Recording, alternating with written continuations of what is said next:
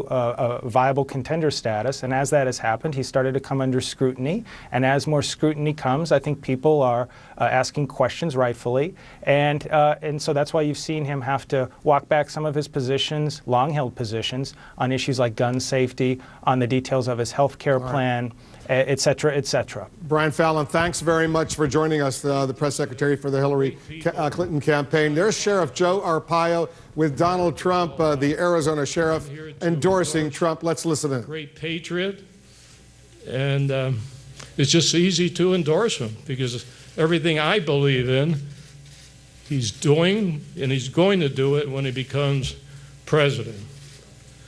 I met Donald 6 months ago in Phoenix, introduced him then. 30 days ago back in Phoenix, introduced him then. And it's my privilege and honor to help him, to endorse him today for President of the United States. So thank you very much. Joe, thank you very much. Thank you. Such an honor.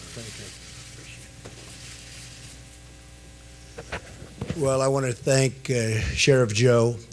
This is a man, when we talk about borders, this is a man that believes in borders, and getting his endorsement means a lot to me. And he called and he said he'd like to do it. He's actually wanted to do that for quite some time. And we said, let's hold it for a little while because we're looking at the world and we're seeing what's happening. We're seeing a lot of bad things happening. And he's the kind of guy that we want on our team. He's tough, he's strong, and he's smart. And he's done an amazing job. And he's got a great, great following of people that absolutely love him and revere him. And Joe, I would like to really thank you. Come here.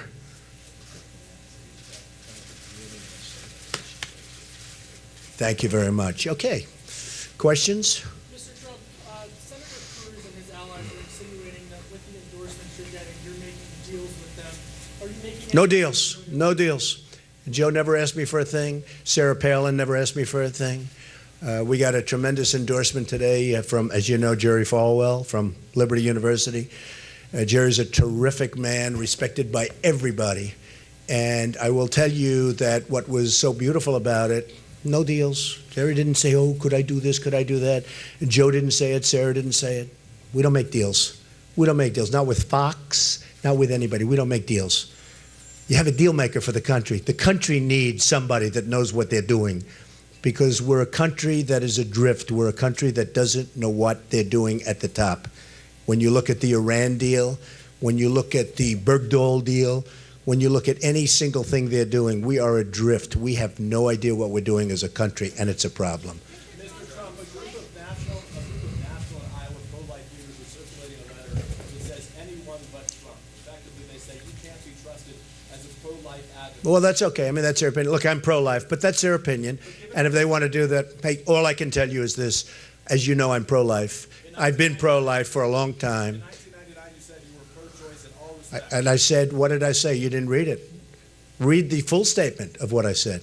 Read the full statement. No, you're not reading the full statement. Go ahead, get out the full statement. Read it. Tim Russert, I know. I remember Tim Russert very well. He was a friend of mine. He was a good man. No, but read the full statement. Okay. Look, they have their choice. They can do what they have to do. I'm pro-life. They can do what they have to do. There'll be many people that will be voting for me, that I can tell you. Well, I questioned Ted Cruz. I mean, I questioned it very strongly. I mean, I don't even think, based on things that I've learned over the last few days, many lawyers are coming out saying he doesn't even have a right to run. He can't run because he was born in Canada. You've seen it, Sarah. They say that Ted Cruz, because of the fact that he was born on Canadian soil, he cannot run for president. Now, the first thing that's going to happen, if he ever got the nomination, which I don't think will happen, but if he ever got the nomination, the first thing that's going to happen is the Democrats are going to sue because there's a very real question as to whether or not he is able to run, as to whether or not he's entitled to run. As you know, Lawrence Tribe said it's not a settled matter, which is a big problem. But other people have now come back and said it is actually a settled matter. He doesn't have the right to run. I think I'm convincing them. I think look, every poll says that I'm ahead. And, we'll see what happens. I have bonded with the people of Iowa. I'm in Iowa today. I've bonded.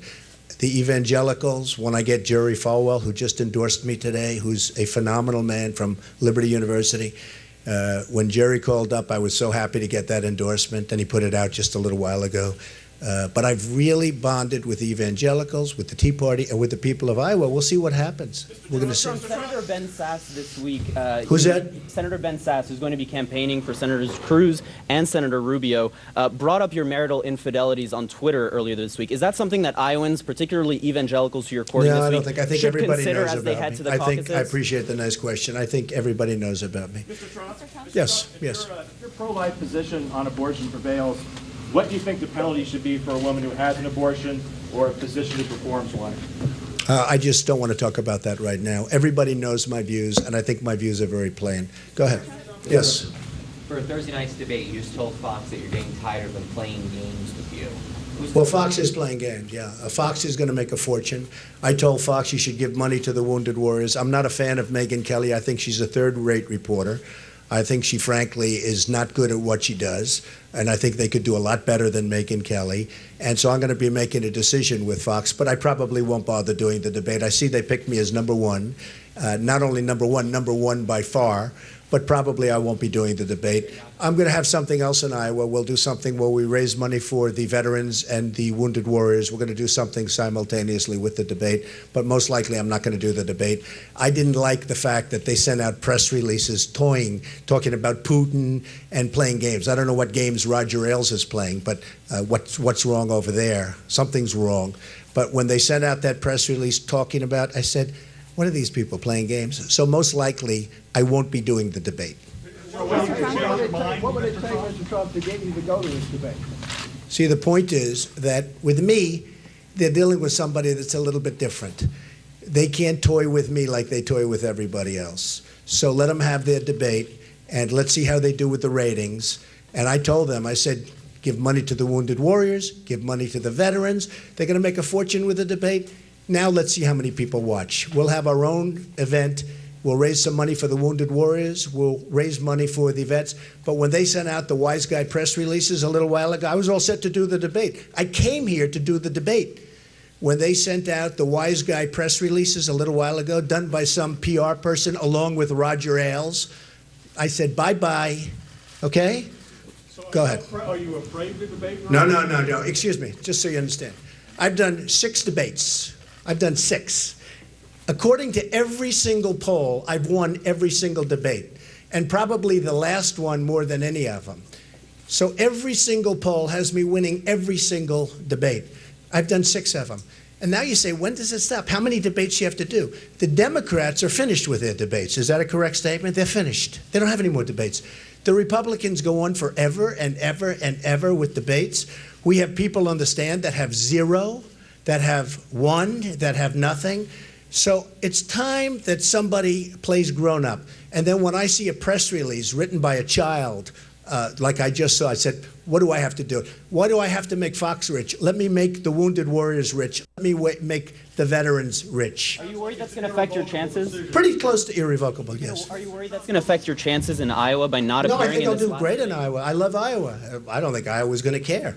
I don't want to be used. Hey, look, this country needs somebody that's a deal maker. This country needs somebody that's going to make great deals with Russia and China and Japan, where they're sending us millions of cars, and we get, what do we get, okay? What do we get?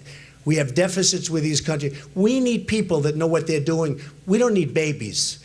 When they send stuff out like that, they're not dealing with a baby. They're not dealing with a baby. So we'll see. Share your concerns about the debate and don't want to participate. Look, I don't care. I think the opponents are wonderful people. I know a lot of them. I think they're wonderful. Let's see how they do with the debate. Let's see how many people watch. Okay? Let's see how many people watch.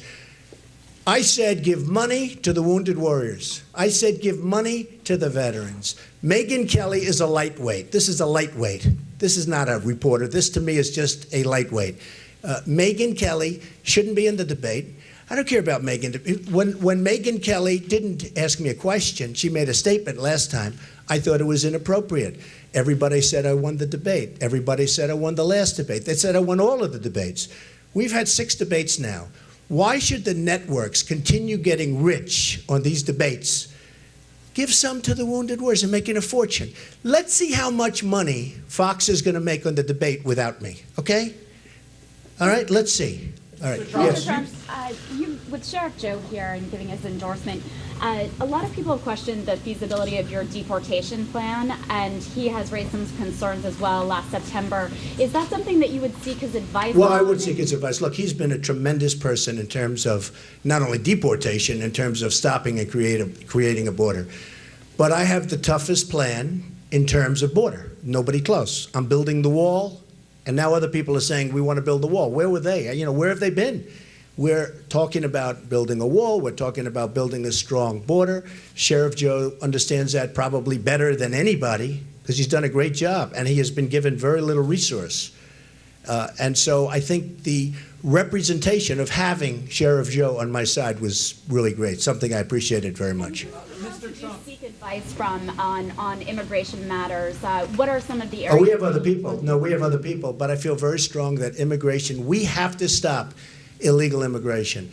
When I announced I was running for president, I did this on June 16th. I brought up illegal immigration. This would not even be talked about if I didn't bring it up. Wouldn't even be talked about. Right now, it's the biggest subject. And now it carries over to ISIS and all of the things that are happening with the migration and Syria and people coming in that we have no idea who they are. We have no idea who these people are. They could be ISIS. They could be some. We don't know. And it's got to stop. We owe $19 trillion as a country. We have people running our country that are incompetent. They don't know what they're doing.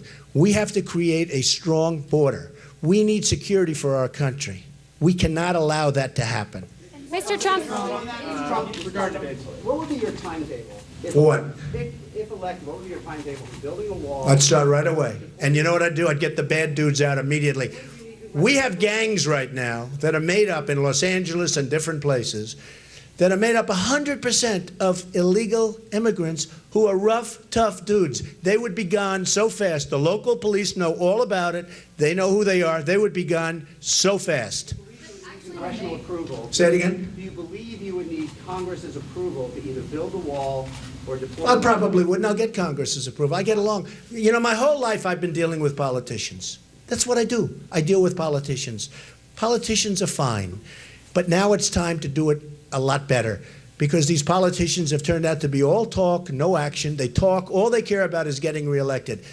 We need to get our deficits down. We need to bring our country back. We're losing hundreds of billions of dollars a year in trade with China. We're losing tremendous amounts of money in trade with Japan. We do so much for everybody else. You look at South Korea. I have friends in South Korea. I have deals in South Korea. I have buildings in South Korea. But we have 28,000 soldiers on the line. 28,000.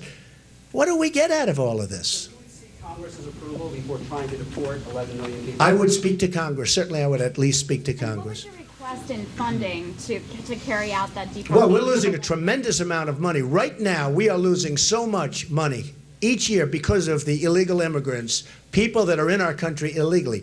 Hundreds of billions of dollars. People don't realize that. They say, oh, well, it costs a lot of money to build a wall. First of all, Mexico is going to pay for the wall. And the reason Mexico is going to pay, you know, a lot of people think, like some of the politicians, well, you can't really get Mexico. Of course you can.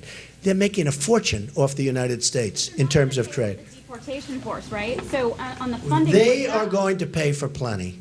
I have great relationships with Mexico. I have great relationships with the Mexican people. I have, right now, thousands of Hispanics. And you've seen some recent polls in Nevada and other places where I'm leading in the polls with the Hispanics. They want jobs. People want jobs. I'm going to bring jobs back from China, from Japan, from Mexico. We're going to bring jobs back to our country. Our country is starving for jobs. We're losing all of our jobs. We're losing our base. We're losing our manufacturing. China is devaluing its currency, making it impossible for it's making it virtually impossible for our companies to compete. And now Japan is doing the same thing. Japan is killing us with their yen. They're devaluing, and you take a look at what's happening to Caterpillar versus Komatsu and some of the companies over there.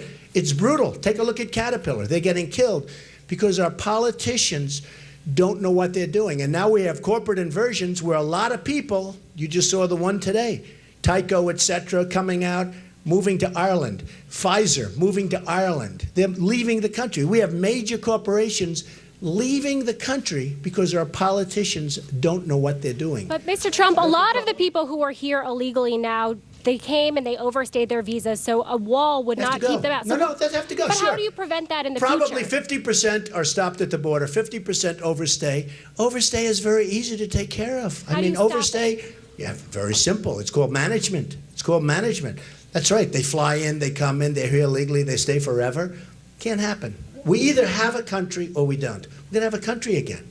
It's called Make America Great. But That's how what's do you gonna make happen. sure they won't overstay? Mr. Trump, the full soundbite from Tim Russert you said to him was, I'm very pro-choice. I hate the concept of abortion. Correct. But I'm very Why didn't you pro-choice." read that? By the way, why didn't you read that before? I pulled it up the No, but Wi-Fi. why didn't you read that before? You didn't read, I hate the concept Mr. Trump, of abortion. I'm reading it to you now. My question Excuse me. Are you a trustworthy or Excuse are me, you an very untrustworthy trustworthy. chameleon? More so than you. Because you know what? You didn't read the question. See, when you quoted Tim Russert, you didn't read what you just said. Read I it was again. quoting you. I'll No, read it now. it again. I'll read it now. Go ahead. I'm very pro-choice. I hate the concept of abortion. Okay, you but didn't I- read. Why didn't you say, when you asked the question before, that I hate the concept of Because the abortion? question from the pro-life groups No, is they say you can't no, be no. trusted. You were So how quoting do you Tim convince them- Russert, I'm and you were quoting, I'm excuse quoting me, you. you were quoting Tim and you were quoting me. Why didn't you read my quote the way I said it? Sir, I tried to pull it up and I didn't have Wi-Fi. Well, So then one you got to other get tweet. Wi-Fi, okay? Well, if Don't you ask wanna- me questions like that. You're not a very good reporter doing that. Okay, go ahead. On the Senator Sass tweet, is that a cheap shot, and are you ready for this race to get ugly? It's a cheap shot. Look, of course it's a cheap shot. You have a guy like Ted Cruz who's nervous as can be. I looked at him the other day. He's a wreck. He's a nervous wreck. His polls are going down the tubes. I guess I picked up 11 or 12 points in Iowa on him the other day over a period of like less than a week. And he's, look, and he doesn't even know. Now in his, look, I understand him. And I always got along with him fine. But I always waited, and I waited for him to do. And finally, at the last debate, he finally started knocking the people of New York and values. I thought it was a disgrace. And a lot of people thought it was a disgrace. And I'm not just talking about people from New York. What's going to happen over the next period of time, nothing's going to be nice, nothing's going to be easy, but Ted is a wreck. And the reason he's a wreck is he doesn't know if he is checked, and he's a good lawyer. He doesn't know himself whether or not he has the legal right to run and to serve as president. Now, how can you vote for somebody when you know the Democrats are going to bring a suit? There's a cloud on title. It's called, in real estate, cloud on title. Here, it's a cloud over his head. Nobody knows whether or not he can even run for office. I tend to doubt it. Some great constitutional lawyers are now saying he doesn't have the right to serve. He cannot run and serve as president of the United States. That's a problem. So, Mr. Trump, I also didn't like the fact that on his financial disclosure form, which is a big problem, he's going to be Robin Hood. He's going to protect everybody. Well, he forgot to mention a couple of little facts. The banks, right? He didn't put them in. Now, why didn't he put Goldman Sachs in?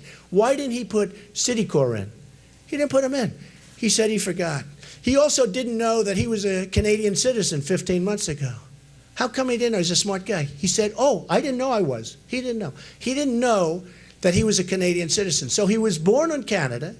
He was a Canadian citizen. And 15 months ago, he renounced his citizenship. So he probably has a first. He was the first Canadian citizen ever to be a senator in this country, a senator from Texas. But he didn't know he was a Canadian. He was a joint U.S. Canadian citizen. He was a Canadian citizen. He didn't know that he was a Canadian citizen? You think by skipping the debate, you're going to attack your temperament? You think by skipping the debate? No, I think my temperament's great. I mean, I built a great corporation. I built a great company. But I think when Fox sends out their little, like, written by a child about Putin, et cetera, then I say, let them have their debate. I'm going to raise money during that period of time for the wounded warriors and for the vets, and let Fox play its games. Mr. Trump. Just a few days from And I love the debates, I have to tell you. I love debating. I didn't know it. I never debated before. I'm a builder. I create tens of thousands of jobs over the years. I didn't know I enjoyed debating. And the first debate I enjoyed, even though I thought it was a bad, I thought she was a bad moderator in the case of Megyn Kelly. I think she's a total lightweight. But I have to tell you, I didn't know that I was going to enjoy the debate process. I actually love it. And if you check Drudge, and if you check Time, and if you check Slate, and all of the other online polls that judge the debates, almost every single poll, I think every single poll, but almost every single poll said I won every single debate. It's not bad. Mr. Trump. No, Mr. Trump show up for the debate. Will it be fair to write that you flipped your position between today and tomorrow? Yeah. By the way, I think you could say that, yeah. I think you could say that. Sure. Sounds like I'm out, yeah, doesn't it? No, I've never threatened to quit. You've said the same thing. No, I said, with CNN, I said, I think you should give money to the vets. And I've always said that. Wounded warriors and vets. I think you should give money to the vets. You have a question that now is a legitimate question? Do you apologize? No, do you apologize? Do I apologize Yeah. for reading your words? For not reading my words. I read No, them. no. For I'm not very reading my words. pro-choice. No, do you apologize for not reading my words? I'm appreciative. Excuse me, do you apologize for not reading I my apologize exact if you words? felt that I didn't give them corrected. I'm glad that I was able to No, correct the record. I didn't ask Mr. that. Trump, I corrected the record. I didn't ask that. Excuse me. You quoted me, and you took out the main part of the quote. I'm just asking, do you apologize? Even if you hate abortion, doesn't that? And you Okay, say you're forget pro. it. Mr. Trump, Mr. Trump, a simple question. We're days. Mr. Go Trump. ahead, Sarah. So, go ahead. Why is it why do you think it's a cheap shot for people to bring up your past infidelities after you brought up Monica Lewinsky and Bill Clinton? It's not a cheap shot. I've had a very good life. I've been a very good person over my life. I'm a religious person. I'm a good person. I give money to charity, a lot of money to charity. I feel you can bring up whatever you have to bring up. Yes, go ahead. As someone who opposes abortion, do you consider Plan B, the morning after pill, to be abortion? I'll give you an answer to that sometime in the future, yes. You talked to the police chief here in Marshalltown who said that your immigration rhetoric is making his job harder in this town that's becoming... What can I tell you? I can tell you that most people in the country agree with me. And they agree with me having to do with illegal immigration. They agree with me when we mention the words radical Islamic terrorism, where the President of the United States refuses to use the term radical Islamic terrorism, refuses to use. Why? You'll have to ask him. But you can't solve a problem until you're willing to discuss the problem. So why, you're going to have to ask him. Yes. Evangelicals. Yes, go ahead. In our CNN poll, you're actually ahead of Ted Cruz among evangelicals. That's right. I am. Say it loud because I'd like everyone to hear that. Why do you think that Ted Cruz has not been able to consolidate the evangelical vote here in So Iowa? why is it that I'm leading Ted Cruz with the evangelicals, and why is it that here I'm leading him, and I'm leading him big nationwide? Because he's really a nasty person. People don't like him. Senators don't like him. The people he works with don't like him. You have to have, we can all be rebels. I'm a little bit of a rebel. But you have to be able to get along with people. We have to build up our country again. Our country is absolutely falling apart. $19 trillion in debt, tremendous deficits. Believe me, the real number in jobs is not 5.2%. It's probably in the 25% category. Because when somebody gives up looking for a job, as you know, they're statistically taking off the rolls. So we have to build up our country. To do that, you have to get along. At least you have to have a semblance of something. People don't like Ted Cruz. They don't like him. And when you say, why am I doing better with the evangelicals than Ted Cruz? Because they like me better than Ted Cruz.